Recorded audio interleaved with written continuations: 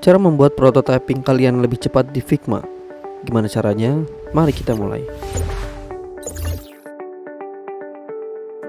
Pada awal saya membuat desain aplikasi di Figma, biasanya kita diperlukan untuk melakukan prototyping, dan prototyping ini sangat banyak yang akan kita lakukan ya, seperti menghubungkan dari komponen satu ke page yang lain. Jadi bagaimana cara untuk mengefisiensi waktu kita agar tidak terlalu buang-buang waktu pada saat melakukan prototyping ya. Dan di sini ada beberapa tips yang akan saya sampaikan pada teman-teman semua. Jadi tips ini akan berguna untuk teman-teman jika melakukan prototyping dalam sebuah desain aplikasi. Di sini ada contohnya, yaitu saya membuat 5 page design UI seperti ini aplikasi mobile. Dan di sini terdapat navigasi atau bottom bar-nya ya. Dan kita akan mengefisiensi waktu yang akan kita gunakan prototyping navigasi ini. Dan kalau biasanya kita melakukan prototyping satu-satu seperti ini ya kan, ini itu sangat membuang-buang waktu teman-teman. Jadi satu kayak gini, terus webinar, ini event, kesini kelas ya. Jadi ini itu sangat membuang waktu kalau misalnya kita satu-satu seperti ini. Karena bayangkan aja, di satu file Figma kita itu kan ada beberapa page ya, dan ada banyak page biasanya kalau misalnya kita melakukan sebuah desain aplikasi yang lengkap gitu loh. Jadi gimana caranya agar dia itu lebih efisien dengan satu komponen atau satu varian satu komponen ini, kita bisa melakukan prototyping ke banyak page sekaligus ya. Jadi inilah caranya.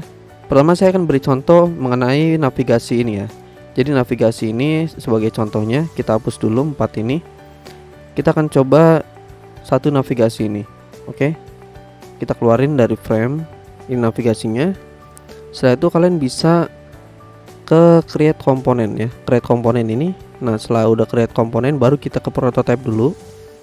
Nah, di prototype ini kalian bisa atur dulu untuk prototypingnya ya. Jadi misal beranda, kalau beranda ke beranda gitu. Jadi sesuaiin sama page-nya. Kelas. Ini ada kelas. Ke sini diskusi ke kanannya. Setelah itu profile ke sini. Ya, jadi kalau misalnya udah kayak gini semua, maka kalian baru bisa add varian. Nah, di sini kalau udah create komponen, kita add varian. Nah, di add varian ini kalau misalnya kita lihat di prototypingnya ya, kalau misalnya kita tambah otomatis kayak gini, dia nggak akan ikut prototipenya tuh, lihat, dia nggak akan ada garis-garis seperti ini. Jadi caranya adalah kita duplikat aja, Ctrl+D. Jadi jangan klik tambah ini, tapi Ctrl+D, taruh bawah. Setelah itu kita Ctrl+D lagi, Ctrl+D lagi sampai 4 kali ya. Baru setelah itu kita bisa atur dulu untuk. Nah, kalau udah rapih kayak gini, di bagian sini kalian bisa lihat di sini ada varian namanya properti 1 dan namanya itu default. Kalian bisa ubah dulu namanya masing-masing seperti ini biar nggak bingung nanti. Nah, kalau misalkan ini nanti dia navigasi ini khusus untuk di beranda ya. Jadi nanti kita akan taruh di beranda. Dan untuk varian yang kedua ini kalian bisa atur dulu untuk tiap-tiap warna dan teksnya nih. Misalkan di beranda ini, karena kan kalau misalnya dia nanti ada di page webinar, maka icon beranda ini akan berubah jadi secondary color. Dan ini yang enggak bold. Jadi kita ubah dulu untuk active colornya itu di primary color webinar. Nah, setelah itu ini di bold ya. Setelah itu kita bisa ganti namanya dari varian 2 menjadi webinar. Oke, setelah itu di bawahnya juga sama. Kita berandanya itu kita inaktif dulu dengan menggunakan secondary color. Setelah itu kita ke kelas, kita bold dan kita ubah warnanya. Nah, untuk ini kita juga bisa ganti variannya di current varian ini, ganti namanya kelas.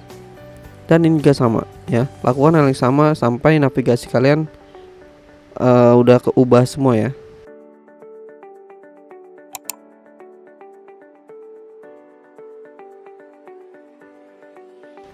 Oke, kalau udah semua kayak gini, kalau misalnya kita prototype tuh dia otomatis langsung ada prototypingnya ya. Jadi kalau misalnya kita tambah tuh dia nggak akan ada. Nah tuh, Bedanya kayak gitu teman-teman. Jadi harus pakai CTRL-D atau kita duplikat manual, dan baru setelah itu kita bisa tambahkan untuk navigasi ini ke masing-masing page-nya. Jadi kita ke aset, setelah itu navigasi yang tadi, komponen tadi kita masukkan ke sini. Nah di sini, dan kalau udah kita bisa atur dulu posisinya.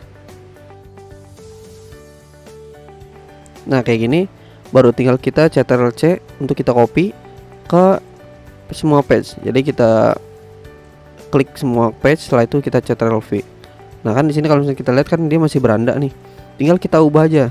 Jadi di sini klik navigasinya, setelah itu kita bisa pilih nih di navigasi varian ini beranda.